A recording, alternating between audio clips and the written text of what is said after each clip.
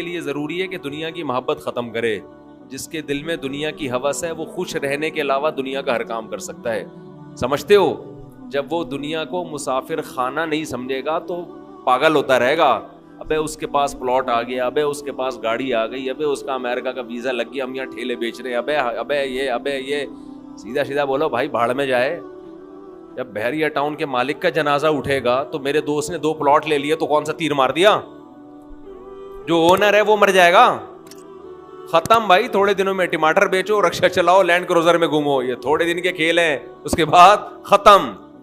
قارون جب اپنے خزانوں کے ساتھ مارکیٹ میں آیا نا, قرآن کہہ رہا ہے, قرآن نے تو مارکیٹ کا لفظ استعمال نہیں کیا, جب اپنے خزانوں کے ساتھ قارون مارکیٹ میں آیا ایک دفعہ پورے جاہو جلال کے ساتھ, پبلک نے جب اس کا پروٹوکول دیکھا اور خزانے دیکھے, اس کا لباس, جب بڑا آدمی جا رہا ہوتا ہے نا بڑی عزت دی جاتی ہے, تو بے وقوف لوگ رالیں ٹپکانا شروع کرتے ہیں, یا لیت لنا مثل ما اوتی قارون. احمقوں اور بے وقوفوں نے کہا ہائے کاش ہمارے پاس بھی ایسی دولت ہوتی جیسی قارون کے پاس. کیا پروٹوکول ہے بھائی اس کا. تو قرآن کیا کہتا ہے؟ علم والوں نے کہا ویلکم, برباد ہو جاؤ, تمہارا ناس ہو جائے. جب انسان بہت ہی الٹی بات کرتا ہے تو آدمی کہتا ہے تیرا ناس ہو, تو برباد ہو جائے, کہ بیکار باتیں کر رہا ہے بیٹھ کے. کیا کہنے لگے؟ ویلکم, تباہ ہو جاؤ. یہ ویلکم نہیں ہے, کیونکہ ایک جگہ کہیں ہم عربی گرامر پڑھ رہے تھے تو پرانے زمانے میں جب متحدہ حقیقی بنی تھی نا, وہ 90s کی بات ہے, تو ایک جگہ لکھا تھا ویلکم آفاق احمد. تو ہم عربی گرامر پڑھ رہے تھے, میں اس کو پڑھ رہا ہوں ویلکم آفاق احمد. اب ویلکم کا معنی تو بددعا ہے کہ تم تباہ ہو جاؤ. تو میں حیران ہوں کہ انہوں نے اپنے قائد کو گالی کیوں دی ہوئی ہے. میں وہاں کھڑا بس سوچ رہا ہوں کہ اپنا قائد بھی متحدہ حقیقی بنی تھی نا, تو وہ قائد بھی مانتے ہو آفاق احمد کو, اور تم کہہ رہے ہو اور گالی بھی دے رہے ہو تم تباہ ہو جاؤ. پھر کسی نے بتایا بھائی یہ ویلکم نہیں ہے, یہ ویلکم ہے. تو پھر ایک عربی ان دنوں میں آئے ہوئے تھے, وہ کہنے لگے لی سبیلی ہی چوک کدھر ہے. لسبیلا چوک کو کہہ رہے تھے لی سبیلی ہی چوک. وہ کہہ رہے تھے یہ لی سبیلی ہی چوک کدھر ہے. تو عرب اس طرح کی غلطیاں بھی کر رہے ہوتے ہیں. تو خیر, تو قارون کے خزانوں کو دیکھ کر بے وقوف لوگ کیا کہنے لگے, یا لیت لنا, ہائے ہائے ہائے کاش ہمارے پاس بھی ایسا جاہو جلال ہو, ایسی گاڑیاں ایسی سواریاں ہوتی. تو اللہ فرماتے ہیں جو علم والے لوگ تھے انہوں نے کیا کہا, ویلکم, تمہارا ناس ہو, برباد ہو جاؤ تم. کیسی باتیں کر رہے ہو بے وقوفوں والی. ثواب اللہ خیرون, اللہ جو نیک عمل پہ بدلہ دے گا وہ اس سے کئی گنا بہتر ہے. تو کبھی تمہاری رالیں کسی نیک عمل کو دیکھ کے تو ٹپکی نہیں ہے کہ وہ روزے رکھ رہا ہے, وہ صدقہ کر رہا ہے, تو رال ٹپکے یار کتنا کما رہا ہے. یہ ٹپک کس پہ رالیں رہی ہیں؟ جو عیاشی کر رہا ہے. تو یہ عیاشی تو تھوڑے دنوں میں ختم ہونے والی ہے. اور قارون اب مارکیٹ سے شارٹ ہو گیا کہ نہیں ہو گیا؟ کہاں گیا اس کا جاہو جلال؟ تو قبر بھی نہیں ملتی, قبر بھی نہیں ہے, زمین میں دھسا دیا اللہ نے, ایسا دھسایا حدیث میں آتا ہے قیامت تک دھستا ہی رہے گا. موسیٰ علیہ السلام نے اسے کہا زکات دے, اللہ نے تجھ پر احسان کیا ہے, تو جیسے اللہ نے تجھے دولت دے کے احسان کیا تو اللہ کی مخلوق پہ احسان کر, تو بھی مخلوق پہ خوب خرچ کر. تو کہنے لگا یہ میرا کمال ہے جو میں نے پیسہ کمایا ہے, مائنڈ میرا کیا تھا. آج بعض مالدار لوگ کہہ رہے ہیں نا میرا مائنڈ, میری لک ہے اور میری, او بھائی آپ کا کچھ نہیں ہے. جس کے لیے اللہ رزق کے دروازے کھولنا چاہے کھول دیتا ہے. ہم نے بڑے بڑے فنٹر دیکھے ہیں, وہ بیچارے ٹماٹر ہی بیچتے رہتے ہیں ساری زندگی, حالانکہ مائنڈ ان کا بہت ہوتا ہے. اور بڑے بڑے بے وقوف لوگ دیکھیں جن کے پاس نوٹ گننے کی فرصت نہیں ہے. تبھی امام شافعی نے کہا ہے نا, ایک شعر امام شافعی کی طرف منسوب ہے واللہ عالم, کہ اگر عقل کی بیس پر لوگوں کے پاس پیسہ آتا تو غریب تو بیچارے بھوکے مر جاتے. نہیں سوری, بے وقوف بیچارے بھوکے مر جاتے اگر عقل کی بیس پہ پیسہ ملتا.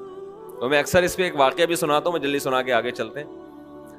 ایک مالدار آدمی, ہمارے حضرت یہ واقعہ سنائے کرتے تھے پرانے زمانے کا, ایک بہت مالدار آدمی تھا, غریب تھا, سوری، ایک بڑا عقل مند آدمی تھا غریب. مجھے بھی روزہ لگ رہا ہے آج نا. ایک بڑا عقل مند آدمی تھا مگر تھا کیا؟ غریب. اکثر ایسا ہی ہوتا ہے عقل مندوں کے پاس پیسہ نہیں ہوتا. لیکن یہ قاعدہ کلیہ نہیں ہے. مالدار بولیں گے مفتی صاحب ہمیں بیوقوف کہہ رہے ہیں.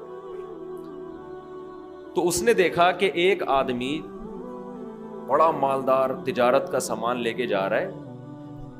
بیوقوف اتنا ہے کہ اونٹ کے ایک طرف چاول کی یا جو بھی امپورٹ کر رہا ہوگا جو بھی چیز, اس کی بوریاں لادی ہوئی ہیں, اور بیلنس برابر کرنے کے لیے اونٹ کے دوسرے طرف ریت کے بورے رکھے ہوئے ہیں تاکہ بیلنس کیا ہو جائے. 10 بوریاں چاول کی یہاں ہیں تو وزن برابر کرنے کے لیے 10 بوریاں ریت کی ادھر. اس امیر آدمی نے لفٹ مانگی اس غریب سے, وہی نا روزہ لگ رہا ہے. اس عقل مند آدمی نے لفٹ مانگی اس بے وقوف سے, کیونکہ یہ عقل مند غریب تھا. تو اس بے وقوف نے اس کو لفٹ دے دی کہ چل تو میرے ساتھ اونٹ پہ بیٹھ جا. اب اس عقل مند نے اس بے وقوف مالدار سے پوچھا کہ یہ ان بوریوں میں کیا ہے جو رائٹ سائڈ پہ. اس نے کہا بھائی چاول ہے یا آٹا ہے یا جو بھی تھا. کہا یہ لیفٹ پہ کیا ہے؟ اس نے کہا یہ ریت ہے. کہا تو ریت کا بزنس کرتا ہے؟ کہہ رہا نہیں, یہ بیلنس برابر کرنے کے لیے. اس عقل مند نے اس سے کہا کہ بے وقوف آدمی, 10 بوریاں اگر یہاں ہیں تو 5 بوریاں ادھر کر دے, اس سے بیلنس کیا ہو جائے گا. اونٹ پہ تو نے بلا وجہ کا ڈبل لوڈ ڈالا ہوا ہے, اور یہ 10 بوریاں بھرنے میں کتنا ٹائم لگا ہوگا. تو بے وقوف آدمی تو یہ کر لے نا کہ 5 یہاں کر دے اور 5 وہاں کر دے. اس نے کہا یار یہ تو بڑی لاجک کی بات کی ہے. نیچے اترا, اپنے مزدور کو جو بھی ہوگا اس کے ساتھ اس کو بولا بھائی بوریاں ہٹا, 5 چاول کی بوریاں یہاں کر دے اور 5 یہاں. اونٹ کی سپیڈ بھی تیز ہو گئی اور اونٹ کو بھی سکون کا سانس آیا, بڑا خوش. اب اس غریب آدمی سے اس بے وقوف نے انٹرویو لینا شروع کیا کہ تو کرتا کیا ہے. اس کا خیال تھا کہ یہ تو ارب پتی ہوگا جو اتنا عقل مند ہے, جس نے مجھے اتنے اچھے مشورے دیے. یہ خود کیا ہوگا, یعنی اب میرے جیسے بے وقوف کے پاس اتنا پیسہ ہے تو اس عقل مند کے پاس تو اس کی تو ملیں چلتی ہوں گی نا. اس سے پوچھا تو کرتا کیا ہے. اس نے کہا یار میں تو غریب آدمی ہوں, جس کام میں ہاتھ ڈالوں برباد. میرے پاس تو سواری بھی نہیں ہے, تبھی تو میں نے تجھ سے لفٹ مانگی ہے. اس نے کہا اتر نیچے اتر. اونٹ کو واپس گھمایا, 5 بوریاں دوبارہ ادھر کی اور ریت کی بوریاں دوبارہ بیلنس برابر کرنے کے لیے ادھر ڈال. بولا تیری عقل کی وجہ سے تیرے پاس جب 1 کوڑی روپیہ نہیں ہے تو میں بے وقوف تجھ عقل مند سے 1000 گنا بہتر. میں تیرے مشوروں پر عمل کروں گا نا, میں بھی تیرے جیسا بن جاؤں گا. مجھے اپنے اسٹائل سے چلنے دے جیسا چل رہا ہوں. سمجھ رہے کہ نہیں سمجھ؟ میں جیسے اپنے اسٹائل سے چل رہا ہوں مجھے چلنے دے. اگر تیرے مشورے پر عمل کیا نا میں بھی تیرے جیسا غریب ہو جاؤں گا. لو كان بالحيل الغنى لوجدتني بنجوم اقطار السماء تعلقي. امام شافعی کا غالباً شعر ہے کہ اگر تم دیکھتے محنت سے پیسہ ملتا تو میں پیسے کی تلاش میں آسمان کے ستاروں تک پہنچ جاتا.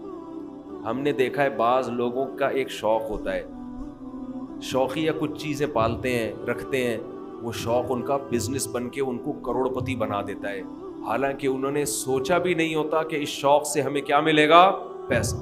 اگر وہ پلاننگ کر کے کرتے تو کچھ بھی نہیں آتا ہاتھ میں.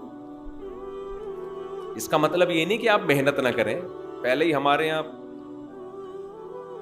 پوستی پن چل رہا ہے, اٹھتے نہیں ہیں 12-1 بجے اٹھتے ہیں, ایک دکان پہ نہیں بیٹھتے. محنت تو کرنی ہے لیکن ملے گا اتنا جتنا اللہ نے مقدر کیا. تو میں وہ عرض کر رہا تھا کہ نبی صلی اللہ علیہ وسلم نے جو مثال دی ہے نا کہ 2 چیزیں جوان ہوتی ہیں تو وہ 2 برائیوں سے مراد صرف 2 نہیں ہیں, بلکہ جو بھی بری خواہشات ہیں بڑھاپے میں کم ہونے کے بجائے بڑھتی. اسی طرح اچھی خواہشات اگر جوانی میں اچھی عادتیں ہیں تو بڑھاپے میں وہ اچھی عادتیں کم ہونے کے بجائے جوان ہو. اگر آپ کو جوانی میں اللہ سے محبت ہے, بڑھاپے میں یہ محبت اور زیادہ بڑھ جائے گی. جوانی میں دنیا کو مسافر خانہ سمجھتے ہو, دل نہیں لگاتے, بڑھاپے میں بالکل لفٹ کرانا چھوڑ دو. ہم نے دونوں طرح کے بوڑھے دیکھے ہیں, سخی بھی اور کنجوس بھی. جو سخی ہوتے ہیں وہ بہت سخی ہوتے ہیں, کیونکہ وہ جوانی میں سخی ہوتے ہیں نا, تو یہ سخاوت بڑھاپے میں ان کی بہت زیادہ بولو بڑھ جاتی. پھر وہ جاگیروں سے دل لگانا بالکل چھوڑ دیتے ہیں, بالکل چھوڑ دیتے ہیں. اور جو کنجوس ہوتے ہیں نا جوانی میں, بڑھاپے میں اللہ کی پناہ آدمی کانوں کو ہاتھ لگا, نوٹ نظر نہیں آ رہے ہوتے, ایسے ایسے گن رہے ہوتے ہیں بیٹھ کے. یہ میں نے اپنی آنکھوں سے دیکھا ہے, نظر نہیں آ رہا نوٹ, دیکھ رہے ہیں یار کم تو نہیں پڑ گیا, یوں کر کے نا چیک کر رہے ہیں کہ اس میں اصلی ہے. ابے اب تو نقلی بھی ہے تو کیا کرنا ہے, اب تو اگر نقلی بھی ہے تو اپنے دانت نہیں ہے کھانے کے لیے, پیٹ میں آنت نہیں ہے کھانے کے لیے, چبانے کے لیے دانت نہیں, کھانے کے لیے آنت نہیں, تو اصلی نقلی کا رہ کیا گیا. شوگر کے آپ مریض ہیں, مٹھائی آپ نہیں کھا سکتے. اب تو آپ کو بچے پال رہے ہیں, اللہ اللہ کرو, مصلے پہ ٹائم گزارو اور نکل لو پتلی گلی سے.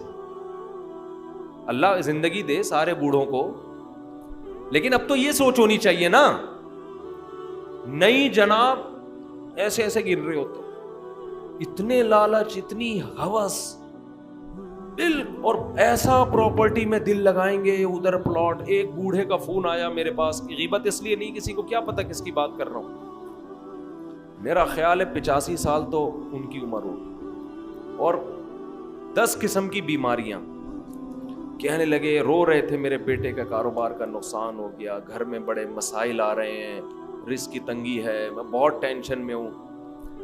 میرا دل مجھے ترس آیا, میں ان کا مذاق نہیں اڑا رہا, مجھے ترس آیا. میں ان سے کہوں کہ حضرت آپ کی کیا رزق کی تنگی ہے, آپ کی زندگی گزر چکی ہے, آپ نے ویسے ہی 2 پاپے صبح چائے میں ڈال کے کھانے ہیں بھائی, دوپہر دھونے والے کھچڑی کے کھانے, زندگی گزر گئی. اب ان چیزوں میں کیا رکھا ہے؟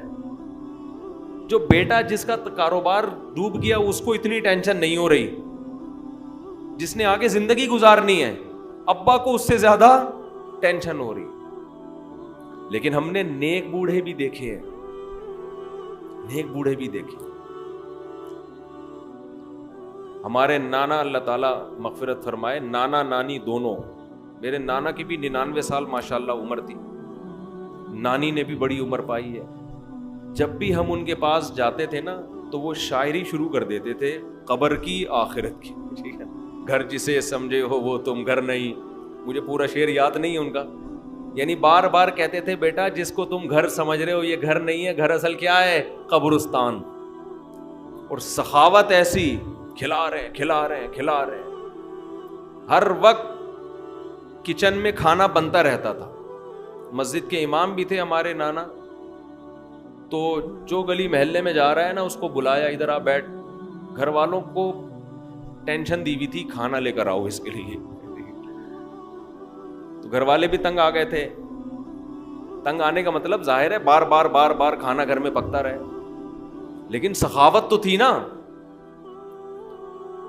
تو ایسے بھی دیکھے ہیں کہ بھائی گھر ور کچھ ان کو کوئی دلچسپی نہیں ہوتی پلاٹوں میں, جائیدادوں میں. تو یہ جوانی میں ختم کر لیا تو ہو جائے گا.